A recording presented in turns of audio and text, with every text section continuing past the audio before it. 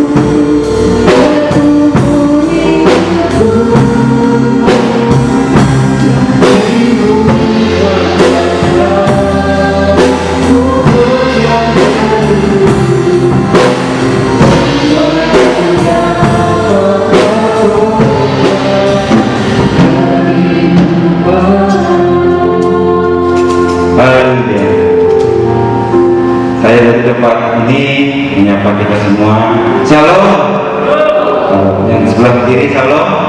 Haleluya. Kita dengan hati yang penuh sukacita, damai, kita datang ke tempat ini. Kita datang untuk menyembah Dia. Kita datang untuk bersyukur. Kita datang untuk menyembah Tuhan. Kita akan satu pujian masuk ke hadirat Tuhan. Ku masuk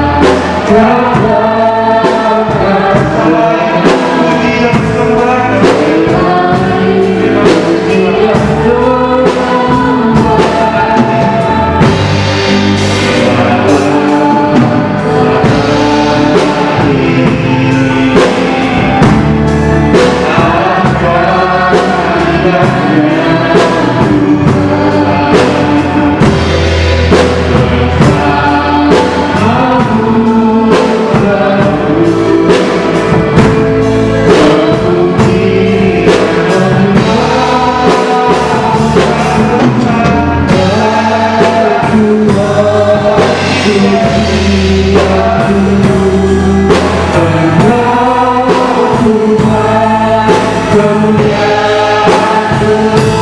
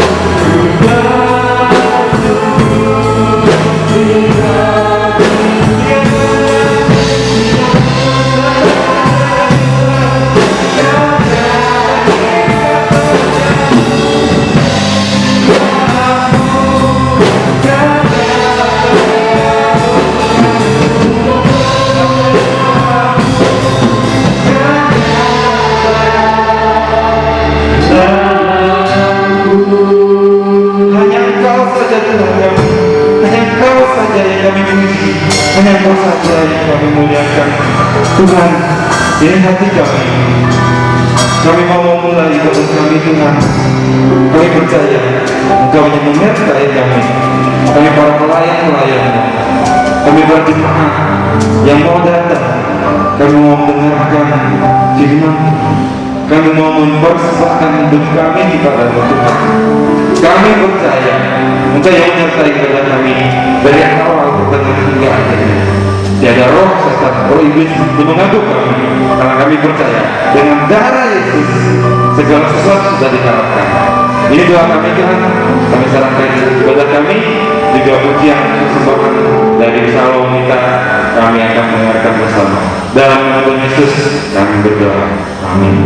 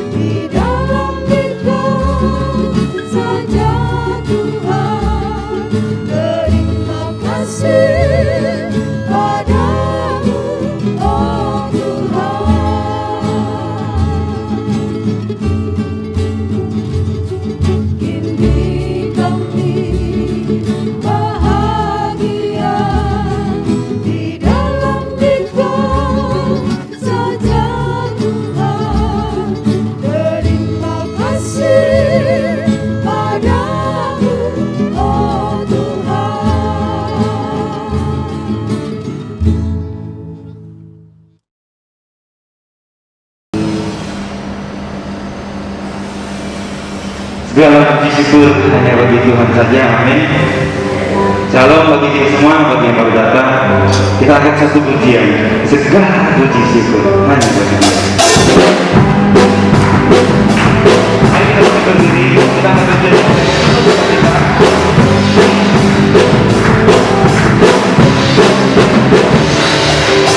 Segala puji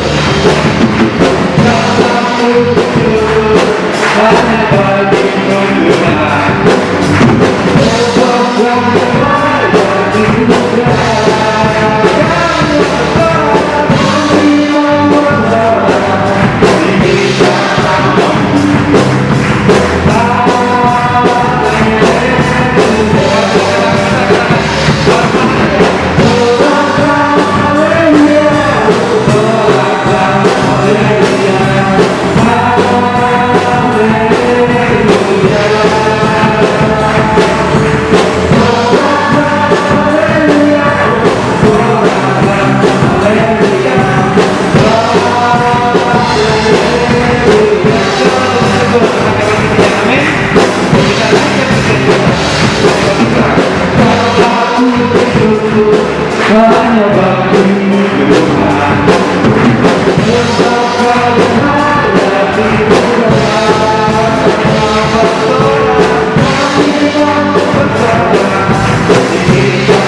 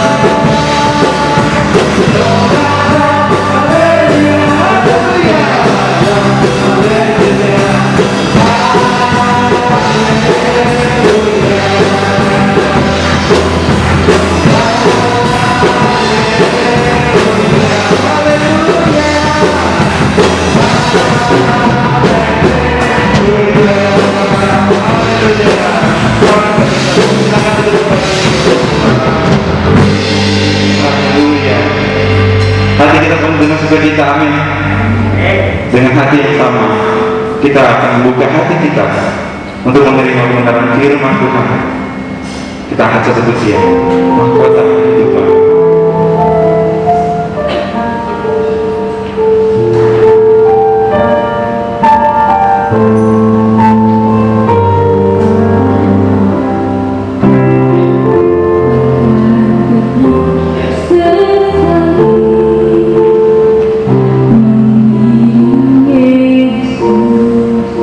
Sepanjang hidupku lewati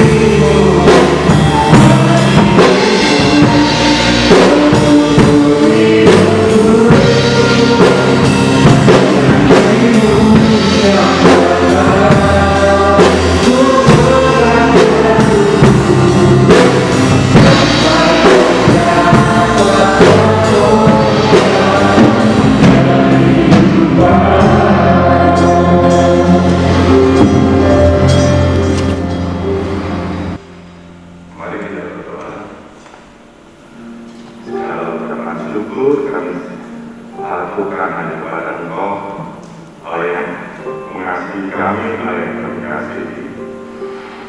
Kami tahu hanya oleh kemurahan-Mu kami boleh berada di tempat ini untuk menerima kekuatan daripada Engkau dalam dunia yang semakin menekan kami ini. Kami perlu satu kekuatan, yaitu hanya firman-Mu Tuhan. Karena itu kami mohon kepada Bapa kiranya Aku memberikan firman-Mu pada pagi hari ini. Dan Tuhan, Engkau juga mau mengurapi kami agar hamba-Mu atau siapapun yang mendengarkan firman ini dapat firman-Mu dapat tersampaikan dan dapat diterima dengan baik untuk dapat menjadi kekuatan bagi kami. Dan kami mohon Roh Kudus mengurapi kami setelah kami belajar firman-Mu tempat ini pada pagi hari ini. Kami dapat melaksanakan apa yang menjadi kehendak-Mu di dalam kehidupan kami setiap hari, agar melalui kehidupan kami banyak orang mengenal keselamatan dan masuk di dalam jalan keselamatan yang hanya ada pada-Mu Tuhan. Segala kemuliaan hanya bagi-Mu, dan kami mulai sharing pada pagi hari ini hanya dalam satu nama, yaitu Tuhan Yesus Kristus, Allah yang kami sembah. Amin. Saya bersama istri mengucapkan selamat pagi dan shalom kepada saudara-saudara sekalian yang beribadah pada pagi hari ini, baik di tempat ini ataupun di rumah. Hati saya sangat gembira setelah hampir mungkin 2 tahun saya tidak bisa berada di tempat ini, dan saat ini saya boleh berada di tempat ini dengan segala kemurahan Tuhan. Sesuai yang sudah disebutkan oleh Gembala dan Penatua, pagi ini kita akan belajar dari Injil Lukas 14 mulai ayat 25 sampai 35 dengan tema harga menjadi seorang murid Kristus. Kira-kira menurut saudara berapa sih harganya, atau apa sih harganya menjadi murid Kristus? Mari kita akan ketahui nanti setelah kita belajar bersama-sama. Langsung aja kita akan baca di Lukas 14 ayat 25 sampai 35. Pada suatu kali banyak orang berduyun-duyun mengikuti Yesus dalam perjalanannya. Sambil berbaring, ia berkata kepada mereka, "Jikalau seorang datang kepadaku dan ia tidak membenci bapaknya, ibunya, istrinya, anak-anaknya, saudara-saudaranya laki-laki atau perempuan, bahkan nyawanya sendiri, ia tidak dapat menjadi muridku. Barang siapa tidak memikul salibnya dan mengikut aku, ia tidak dapat menjadi muridku. Sebab siapakah di antara kamu yang kalau mau mendirikan sebuah menara, tidak duduk dahulu membuat anggaran biayanya, kalau cukup uangnya untuk menyelesaikan pekerjaan itu, supaya jikalau ia sudah meletakkan dasarnya dan tidak dapat menyelesaikannya, jangan-jangan semua orang yang melihatnya mengejek dia sambil berkata, orang itu mulai mendirikan, tetapi ia tidak sanggup menyelesaikannya. Atau raja manakah yang kalau mau pergi berperang melawan raja lain, tidak duduk dahulu untuk mempertimbangkan apakah dengan 10.000 orang ia sanggup menghadapi lawan yang mendatanginya dengan 20.000 orang? Jikalau tidak, ia akan mengirim utusan selama musuh itu masih jauh untuk menanyakan syarat-syarat perdamaian. Demikian pula lah tiap orang di antara kamu yang tidak melepaskan dirinya dari segala miliknya tidak dapat menjadi muridku. Garam memang baik, tetapi jika garam juga menjadi tawar, dengan apakah ia dihasilkan?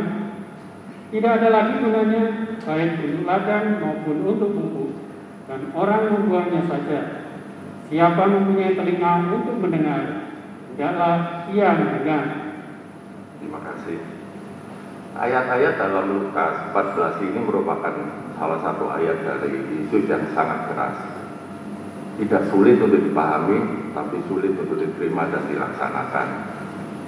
Karena kata-katanya begitu sangat kuat. Tapi inilah seharusnya kenyataan yang menggambarkan harga yang harus dibayar untuk menjadi murid yang sejati, menjadi Kristen yang sejati.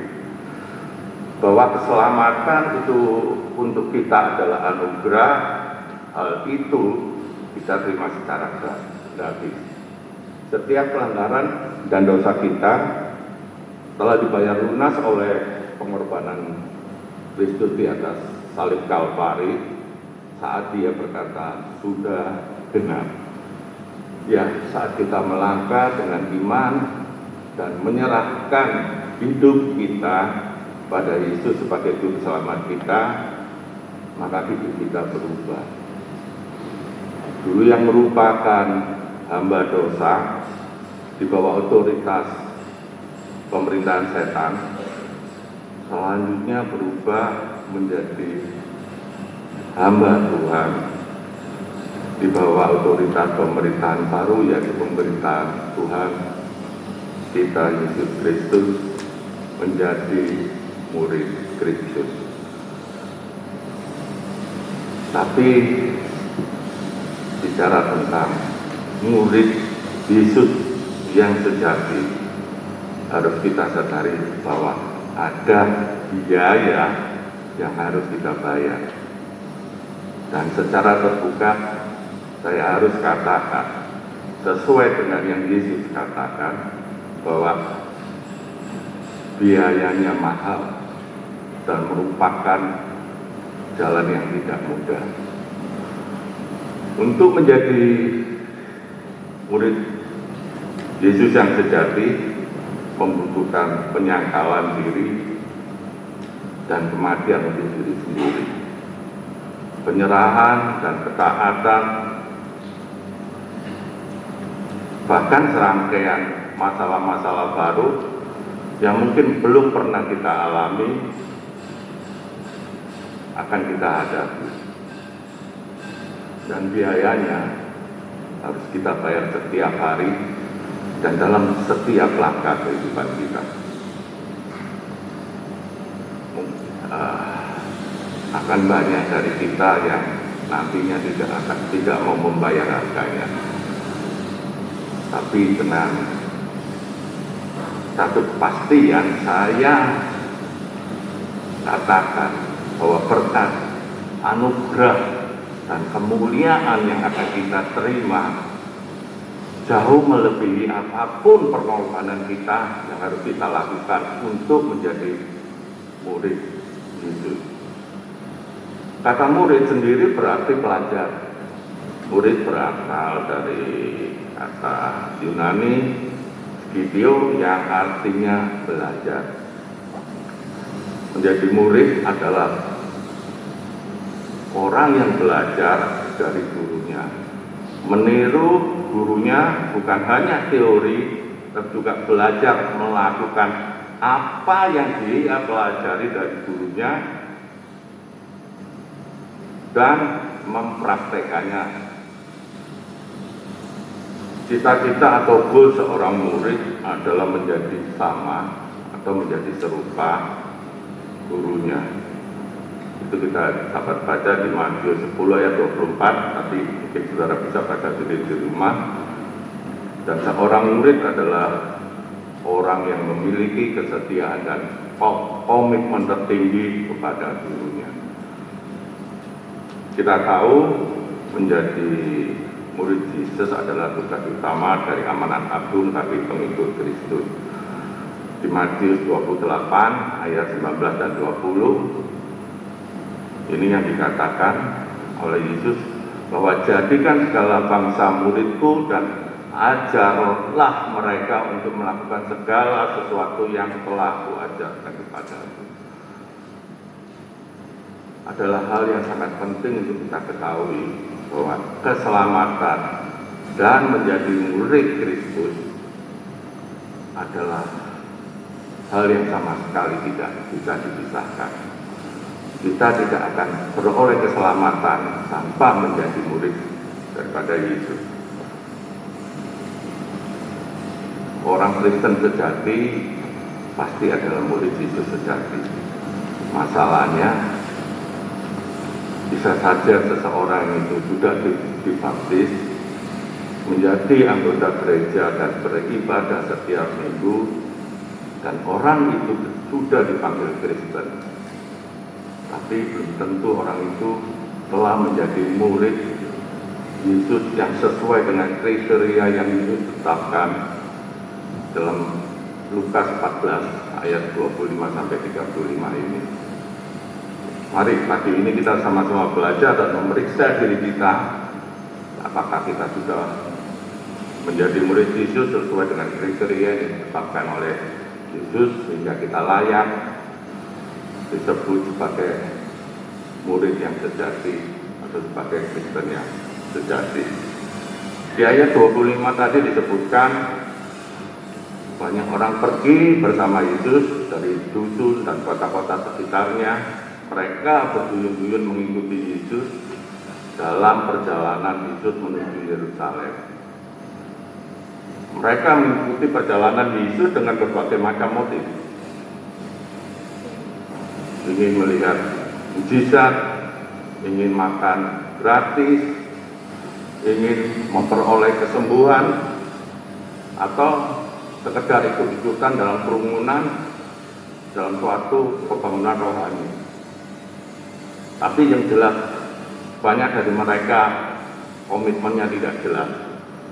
Tetapi ada juga beberapa yang mengikuti dengan motif yang benar untuk menjadi murid Yesus, seperti 11 orang murid yang telah meninggalkan jaring mereka, telah meninggalkan pekerjaan mereka dan dunia mereka untuk ikut dan melekat pada Yesus.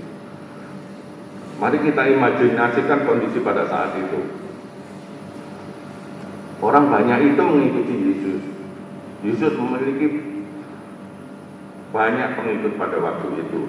Yesus sedang berada dalam puncak pelayanannya, dan Yesus berada dalam puncak popularitasnya, dan semua orang mengejar Yesus. Tapi kita lihat apa yang Yesus lakukan. Dia mengecilkan, dia menyaring kerumunan itu. Yesus tidak melakukan mujizat sensasional untuk menarik lebih banyak pengikut.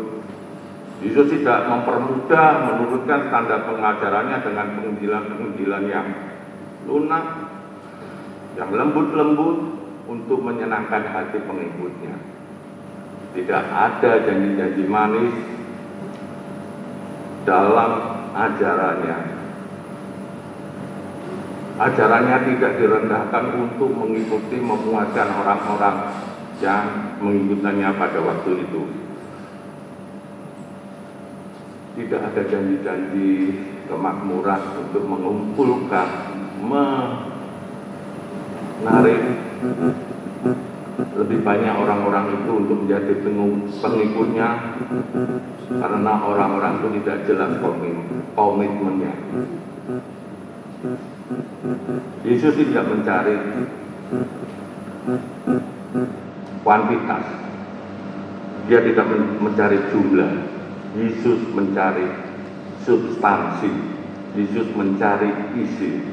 Yesus mencari sekelompok orang yang berkomitmen tinggi, yang mau mengambil risiko dalam hidup mereka untuk membawa pesannya sampai ke ujung bumi.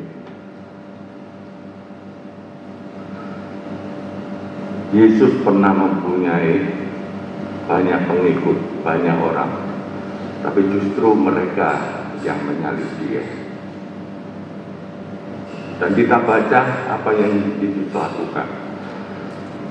Dia berpaling kepada mereka dan berbicara dalam perkataan yang keras. Dalam ayat 26 tadi, jikalau seorang datang padaku dan ia tidak membenci ayahnya, ibunya, dan istrinya dan anak-anaknya dan saudara laki-laki dan saudara perempuannya, bahkan nyawanya sendiri, dia tidak dapat menjadi muridku.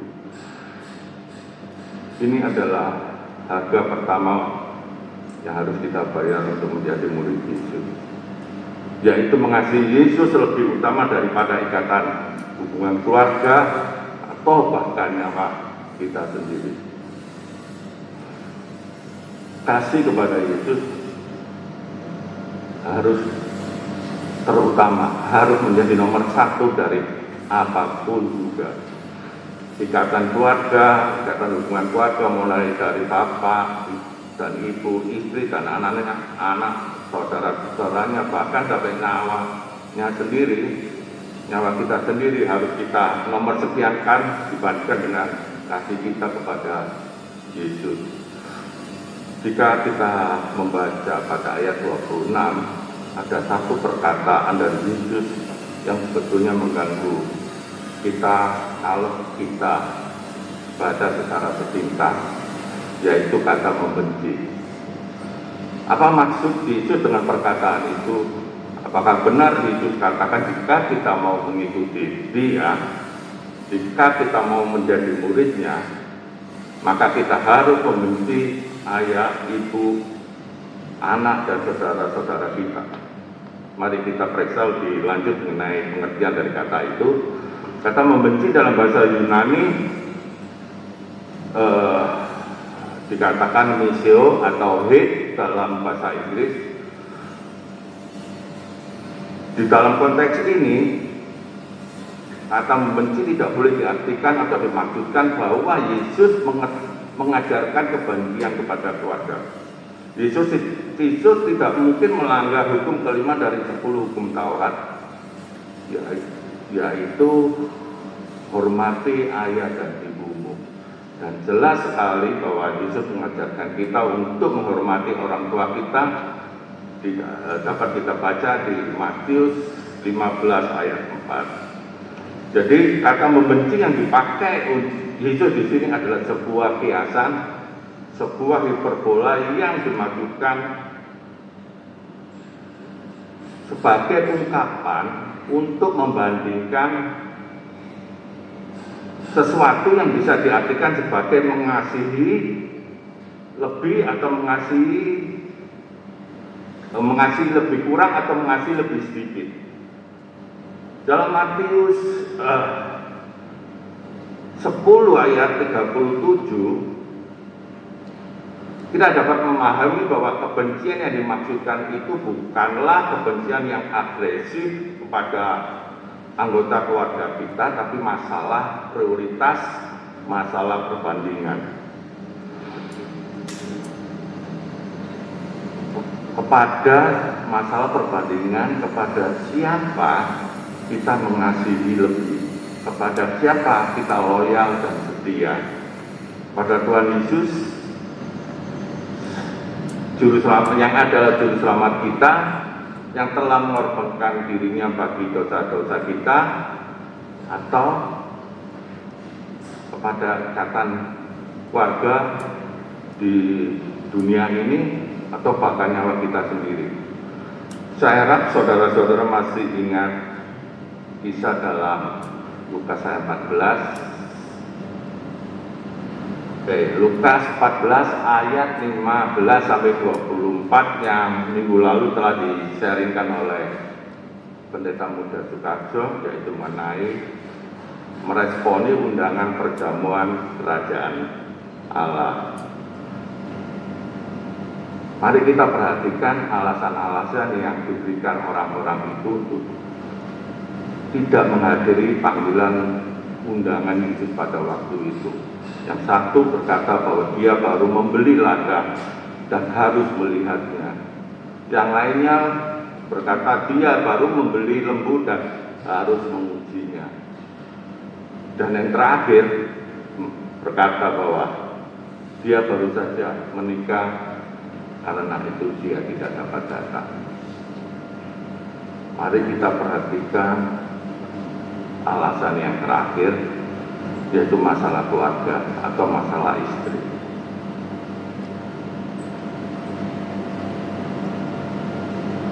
Karena itu Yesus membahas topik ini secara khusus untuk masalah ikatan keluarga ini. Karena istri kita ataupun suami kita ataupun orang tua kita atau anak-anak kita atau orang-orang yang paling dekat dengan kita dapat menjadi batu sandungan yang terbesar bagi kita dalam penuntun kita pada Yesus. Karena biasanya kita akan berkompromi jika kita harus menghadapi mereka, orang-orang yang kita cintai.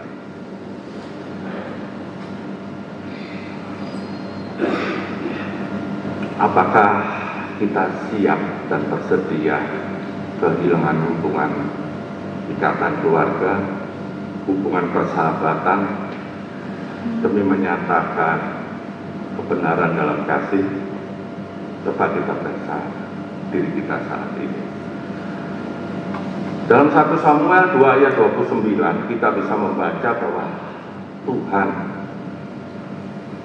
mencopot Imam Eli dari imamatnya karena Imam Eli lebih menghormati anak-anaknya yang jahat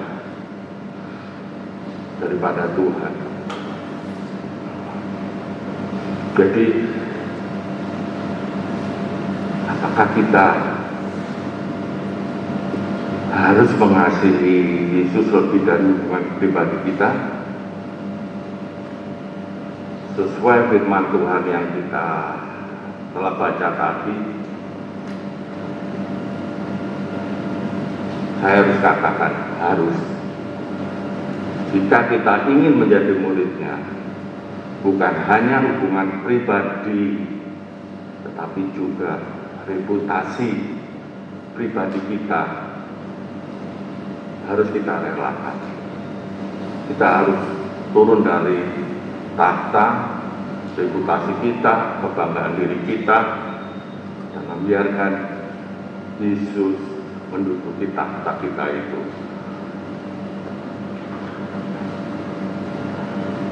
Kembali saya pertanyakan, apakah kita bersedia melakukannya itu?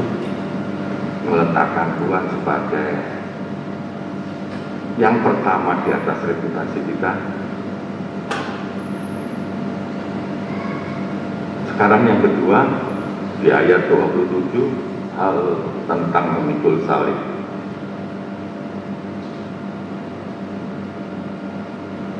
Orang-orang banyak pada waktu yang mengikuti Yesus pada waktu itu, mungkin mereka berharap Yesus berkata, jikalau seseorang datang kepadaku dan menjadi muridku, dia akan mendapat kekayaan, kehormatan, kemakmuran, berkat yang berkelimpahan, dan dia akan menjadi orang yang hebat. Tapi apa yang Yesus katakan dalam undangan keselamatannya pada orang-orang itu? Yang Yesus ucapkan adalah, barang siapa tidak memikul salibnya dan mengikut aku, ia tidak dapat menjadi muridku. Apa maksud dari memikul salib? Salib adalah gambaran dari penderitaan. Ini kita dapat baca di 1 Petrus 2 ayat 21 dan 1 Petrus 4 ayat 13. Gambar dari kematian, Kisah Rasul 10 ayat 39, atau penghinaan di Ibrani 12 ayat 2, atau dan cemoohan di Matius 27 ayat 39, serta penyangkalan diri di Matius 16 ayat 24. Hal ini adalah hasil alami daripada jika kita mengasihi dan mendahulukan Yesus. Mungkin banyak dari saudara yang memakai perhiasan salib pada saat-saat ini.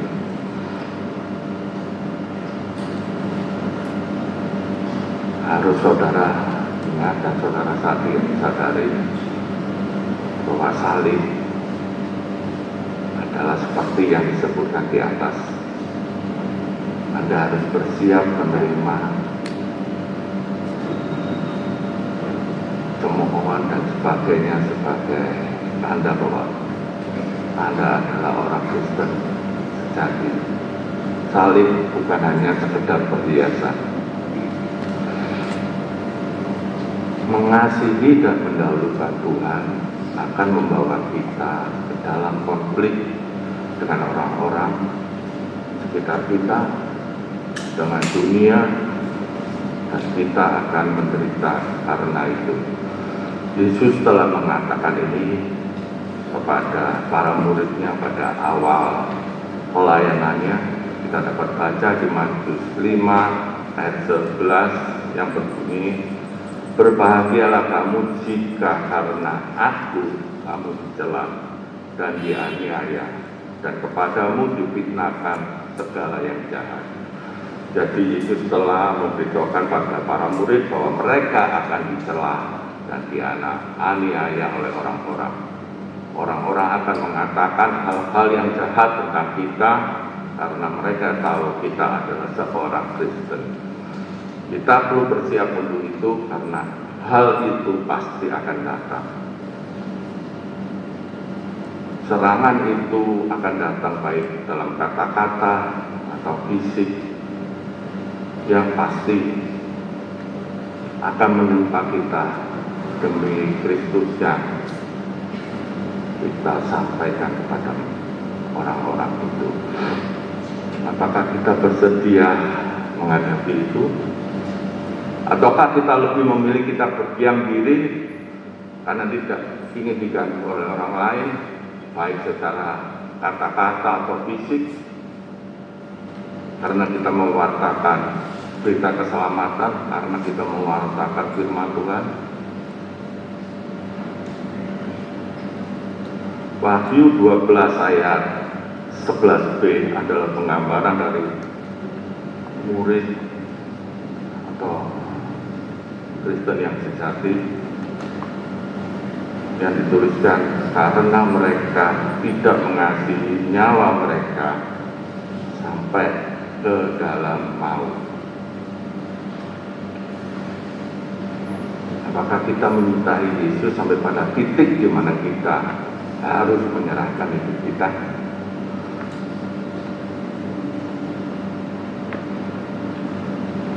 Jadi memikul salib adalah sesuatu yang harus kita lakukan setiap hari, dan itu berarti mati untuk diri sendiri, mati untuk segala keinginan diri kita sendiri.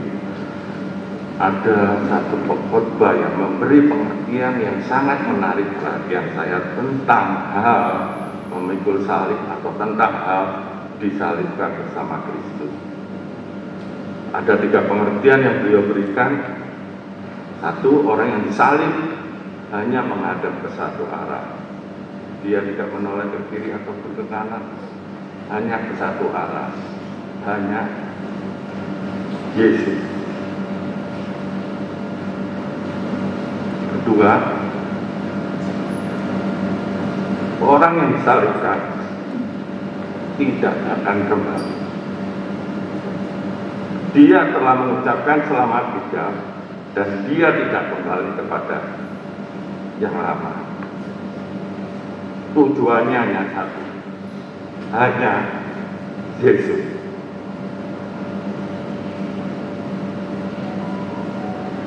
Dan ketiga, orang yang disalib, dia tidak punya rencana lebih lanjut daripada dirinya. Hanya satu, hanya Yesus.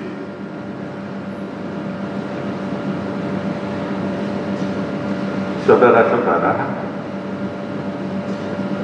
ketika kita memberikan hati kita kepada Yesus dan berkata, aku akan memikul salibku, ini adalah keputusan ini adalah keputusan independen kita yang terakhir yang pernah kita perbuat. Dan mulai saat itu hidup kita adalah milik Tuhan.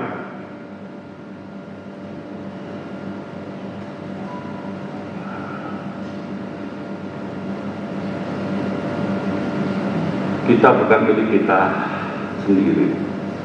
Kita sudah dibeli dengan harga. Semua hanya Yesus. Dan yang ketiga adalah komitmen untuk kita memberikan seluruh hidup kita kepada Kristus lebih dari apapun sampai pada akhir. Kita dapat baca di ayat 28 dan 33 tadi. Di ayat itu, di ayat 28 sampai 33, menjadi murid Yesus diibaratkan, dikiaskan sebagai seorang yang mau mendirikan sebuah menara, dan bahwa siapa yang mau mendirikan sebuah menara, tidakkah ia harus duduk dahulu untuk dan menghitung anggaran biayanya, apakah dia mempunyai cukup uang untuk menyelesaikannya. Atau di ayat 33 disebutkan, seorang raja yang mau pergi berperang melawan raja lain, tidakkah ia duduk dahulu untuk mempertimbangkan apakah dengan 10.000 orang ia sanggup menghadapi lawannya yang mendatanginya dengan 20.000 orang. Kata duduk dahulu mempunyai pengertian, mempunyai maksud mempertimbangkan secara matang dan sepenuh hati. Seseorang harus mempertimbangkan dulu secara matang-matang dan hati-hati sebelum ia memutuskan untuk mengikuti Yesus, menjadi murid Yesus. Apakah nantinya dia mampu membayar harganya? Jika tidak, dia akan mempermalukan bukan hanya dirinya, tapi juga nama Yesus. Menjadi murid Yesus bukan sekedar coba-coba, bukan sekedar ikut-ikutan, atau karena emosi, karena pernah mengalami kesembuhan, atau pernah mengalami peristiwa spiritual yang sangat sensasional. Bukan itu semua. Karena menjadi murid Yesus bisa saja mengakibatkan kita kehilangan semua. Mengakibatkan hubungan keluarga kita terputus, kemungkinan kita kehilangan pekerjaan, kerugian materi, atau bahkan kita harus kehilangan nyawa kita. Dua kiasan yang di atas di ayat 28 sampai 33 tadi mempunyai maksud yang sama, yang seperti yang tertulis pada ayat 33. Demikian pula lah tiap-tiap orang di antara kamu yang tidak melepaskan dirinya dari segala miliknya tidak dapat menjadi muridku.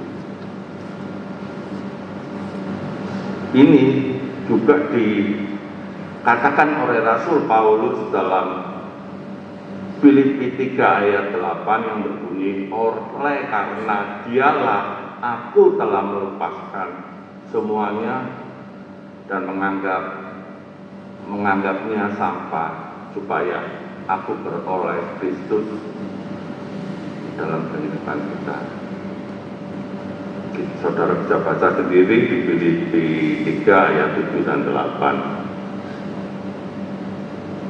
Dan keempat, kita harus memiliki manfaat bagi sesama kita.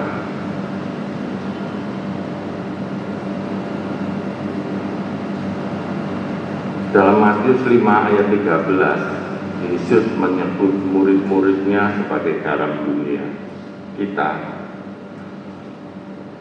murid-murid Yesus adalah garam dunia.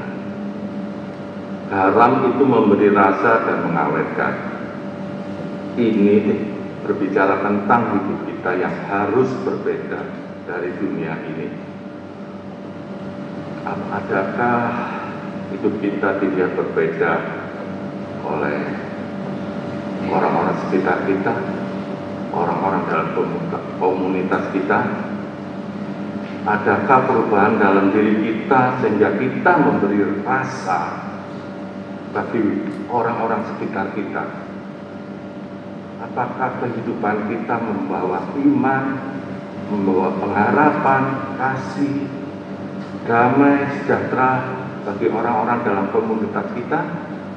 Atau kehidupan kita sama seperti mereka, hambar, tidak ada rasa,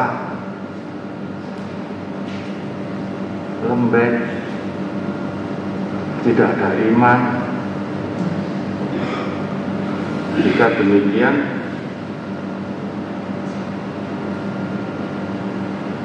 mengapa kita mengharapkan orang-orang berubah karena kita?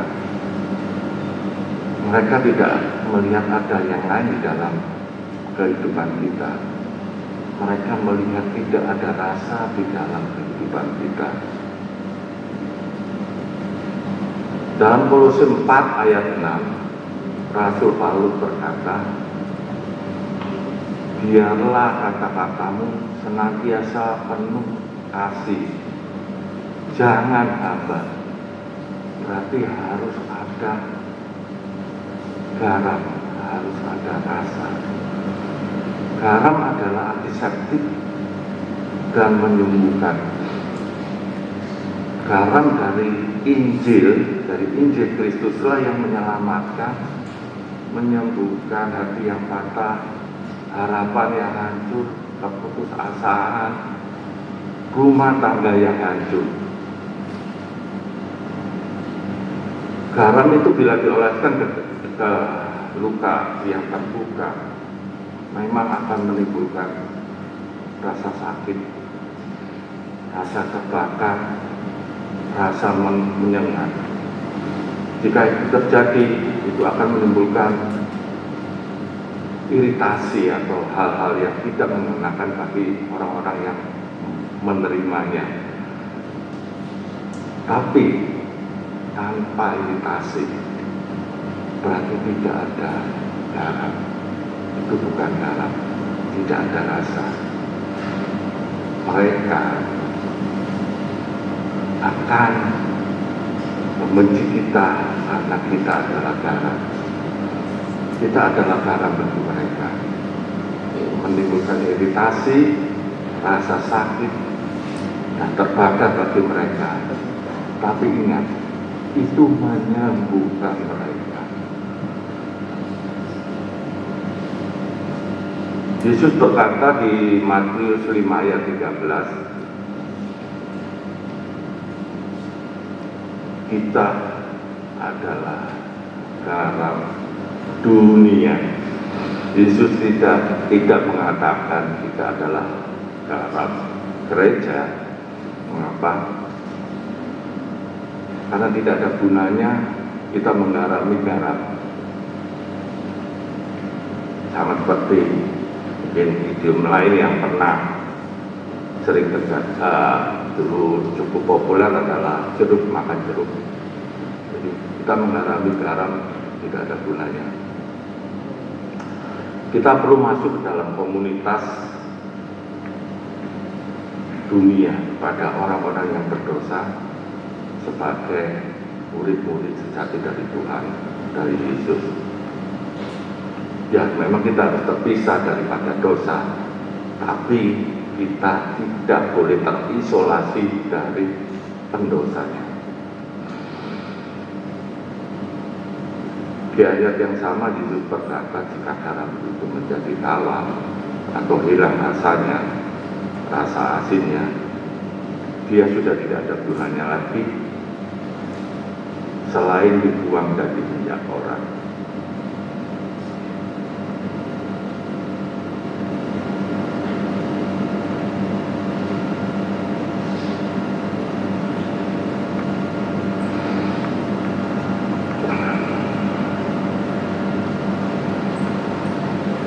Garam murni tidak akan pernah benar-benar hilang rasanya. Hanya akan terjadi pemenceran, penurunan kadarnya, karena terkontaminasi oleh pengaruh-pengaruh dunia seperti panas, hujan, angin, dan sebagainya.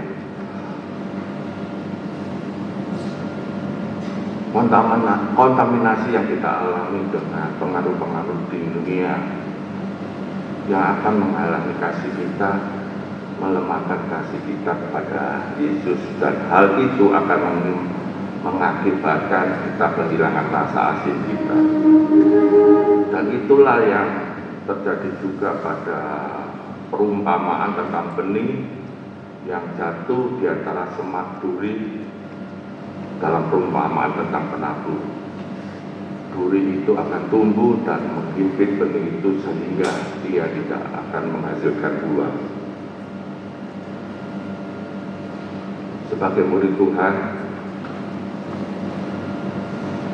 kita harus bisa memberi rasa, kita harus bisa memberi teladan, memberi pengaruh yang baik bagi sesama kita.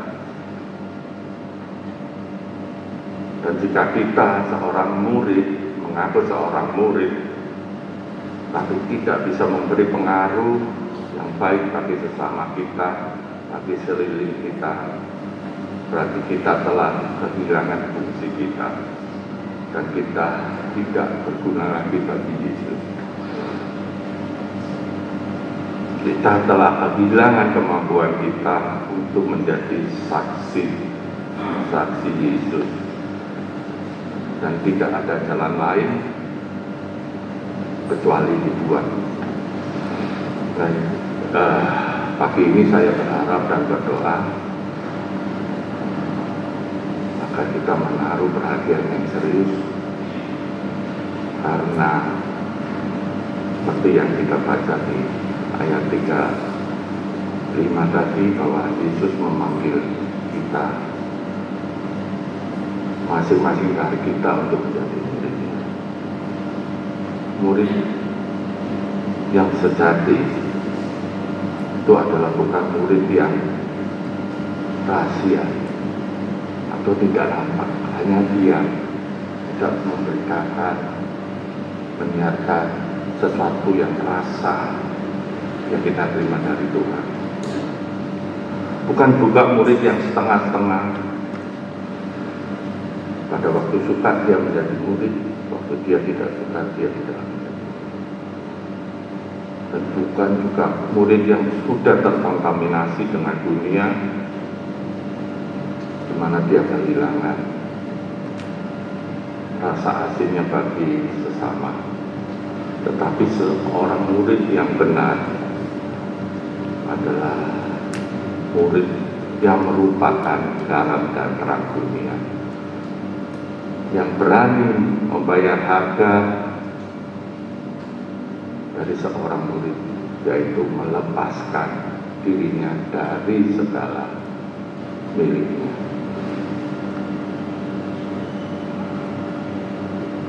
Jadi jawaban kita terima, harga untuk menjadi seorang murid adalah seluruh kehidupan kita. Hidup kita hanya Yesus.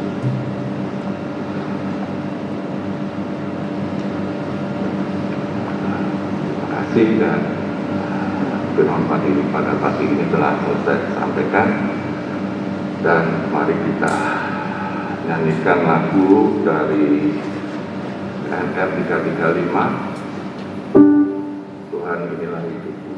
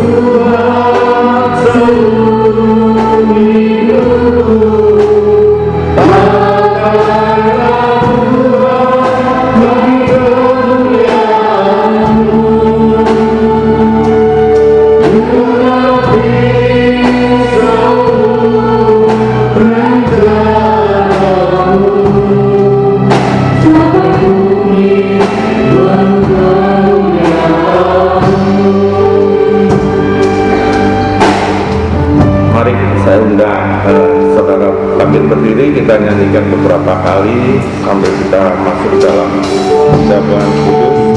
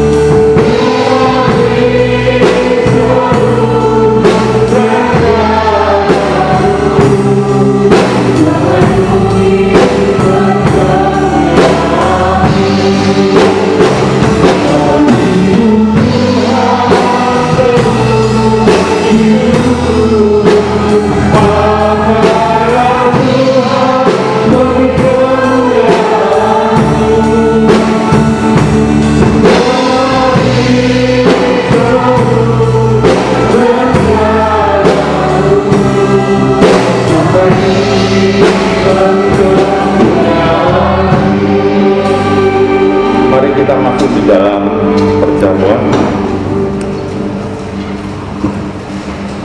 Mari kita mempersiapkan diri kita. Saya tunggu.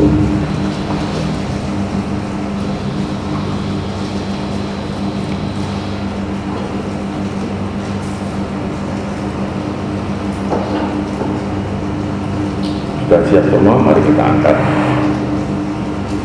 tubuh Tuhan lebih tinggi dari kepala. Mari kita dengarkan firman Tuhan. Sebab apa yang kuteruskan kepadamu telah aku terima dari Tuhan, yaitu bahwa Tuhan Yesus pada waktu ia diserahkan mengambil roti, dan sesudah itu ia mengucapkan syukur atasnya.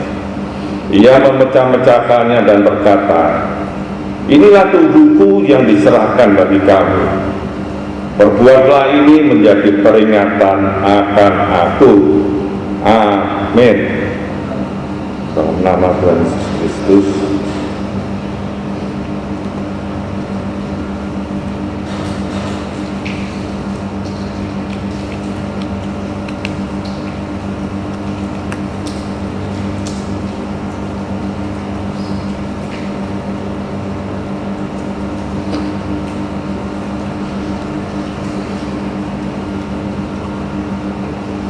Sudah siap cawannya, mari kita angkat cawan lebih tinggi dari kepala. Demikian juga ia mengambil cawan sesudah makan, lalu berkata, cawan ini adalah perjanjian baru yang dimeteraikan oleh darahku. Perbuatlah ini setiap kali kamu meminumnya menjadi peringatan akan aku.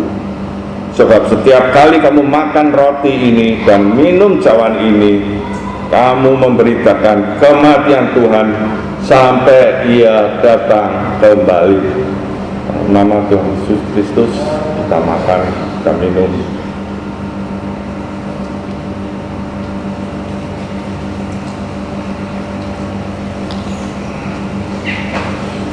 Mari saya mohon saudara Esa bisa berdoa syukur.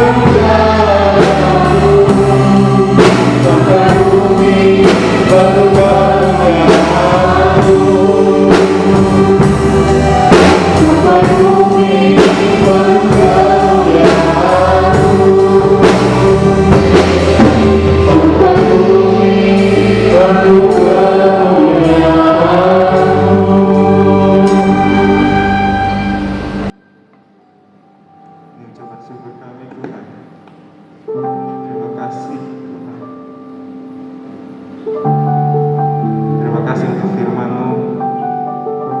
Kami mau berkomitmen Tuhan, mengikut Engkau, memprioritaskan Engkau dalam hidup kami, memikul salib. Kami mau benar-benar mengikut Engkau. Terima kasih Tuhan, terima kasih. Terima kasih Tuhan untuk pengorbanan-Mu.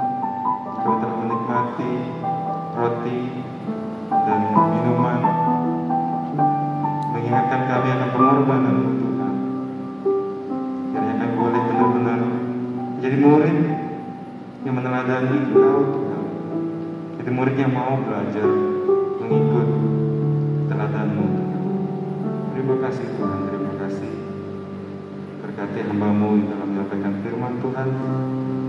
Berkati dalam pelayanannya ke depan, keluarganya, pekerjaannya. Kami semua sedang jemaat Tuhan yang mendengarkan firman Tuhan masa pagi hari ini. Kami percaya kami akan mampu dengan kuasa Roh Kudus melakukan apa yang Tuhan kehendaki dalam kehidupan kami. Terima kasih Tuhan, mengucapkan syukur kami dalam nama Tuhan Yesus kami berdoa. Amin. Silakan tutup.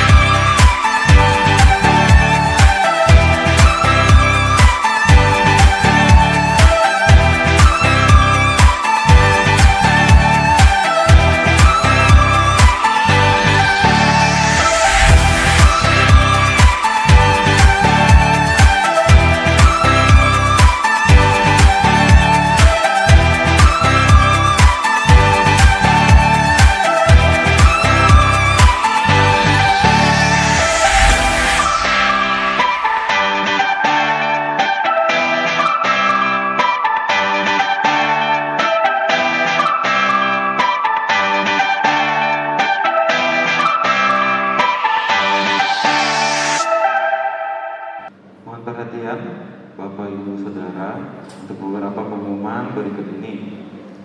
Amplop yang Bapak Ibu Saudara terima ketika memasuki ruangan ibadah adalah amplop untuk persembahan lente. Setelah persembahan dimasukkan di amplop, maka amplop tersebut dapat dimasukkan ke kotak persembahan yang tersedia di setiap pintu keluar.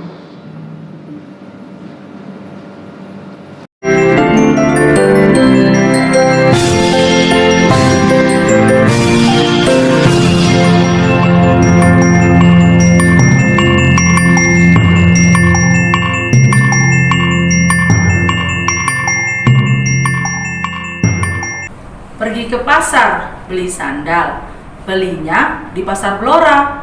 Mari kita sambut Natal, hari kelahiran Tuhan kita.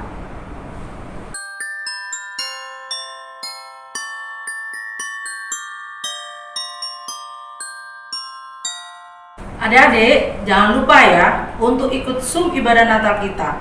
Nanti akan ada persembahan pujian dan pantun dari teman-teman kalian. Plastik emas berlapis baja, dibungkus pakai kain kasa. Merry Christmas untuk adik-adik semua. Tetap setia sekolah minggu ya.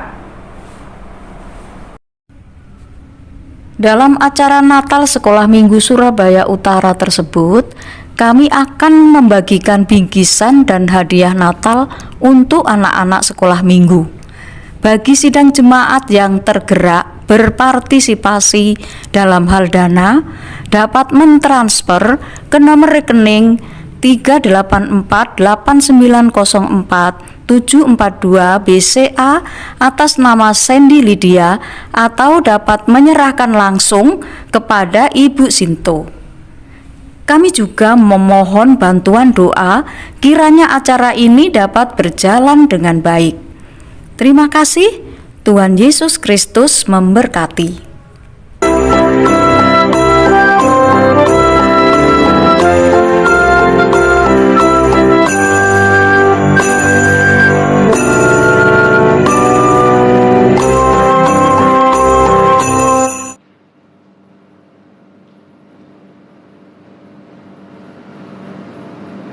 Lanjutkan pengumuman yang kedua. Bagi sidang jemaat yang akan mengikuti ibadah minggu di Gereja Johor minggu depan 28 November 2021 dapat mendaftarkan diri pada Saudari Hana Novitasari di nomor WA 0819 3866 8134 dengan tetap memperhatikan ketentuan persyaratan ibadah tatap muka sebagai berikut. Berusia antara 13 sampai dengan 70 tahun, dalam kondisi sehat, tidak memiliki kondisi comorbid COVID-19, telah divaksin minimal dosis pertama, menunjukkan bukti sudah vaksin. Bagi yang dari luar kota atau luar negeri, mengikuti prokes pemerintah. Lalu, pengumuman berikutnya, ibadah kaum wanita terakhir di tahun 2021 akan diadakan pada hari Kamis 25 November 2021. Waktu pukul 9 waktu Indonesia Barat. Pembicara Ibu Esther Budiono dengan tema Inkarnasi Sumber Inspirasi, Filipi 2 ayat 1 sampai 11. Ibadah ini akan dilaksanakan secara online, ditayangkan melalui live streaming di channel YouTube gereja kita. Ada lagi pengumuman, kami dari Diakonia berencana akan memberikan paket Natal bagi 40 orang ibu-ibu janda Diakonia. Bagi Bapak Ibu sidang jemaat yang berkenan ambil bagian dalam pelayanan ini, persembahannya bisa berupa uang tunai, bisa ditransfer pada BCA atas nama Endang Sriwardani dengan nomor rekening 822088515152 dengan keterangan untuk paket Natal Diakonia. Lalu dapat berupa barang atau makanan, bisa dikirim ke Gereja Lemah Putro pada Saudara Daniel atau Filipus. Paket Natal rencana akan dibagikan tanggal 15 Desember 2021. Atas partisipasi Bapak Ibu sekalian dalam pelayanan ini, kami ucapkan terima kasih. Tuhan memberkati. Dan terakhir, tetap terapkan prokes dalam memutus mata rantai penyebaran COVID-19 dimanapun Bapak Ibu Saudara berada. Terima kasih atas perhatiannya dan Tuhan Yesus memberkati. Mari saya undang saudara-saudara untuk ambil berdiri dan kita berdoa. Kembali kami mengucapkan syukur dan terima kasih karena kami tahu hanya oleh kemurahan-Mu, oleh penyertaan-Mu kami boleh menyelesaikan ibadah pada pagi hari ini. Dan Tuhan, kami mohon berkat-Mu, urapan-Mu agar kami dapat melaksanakan firman yang kami terima pada pagi hari ini dalam kehidupan kami sehari-hari, sehingga melalui kami akan banyak orang yang diselamatkan. Terima kasih Tuhan, dan saat ini kami berdoa. Saudara-saudara, terimalah berkat daripada Allah Bapa, berkat damai sejahtera, berkat kasih daripada Allah Anak, dan berkat penyertaan dan perlindungan daripada Allah Roh Kudus sepenuhnya di dalam nama Tuhan Yesus Kristus, menyertai kita mulai dari saat ini sampai Dia datang kembali. Maranatha. Amin.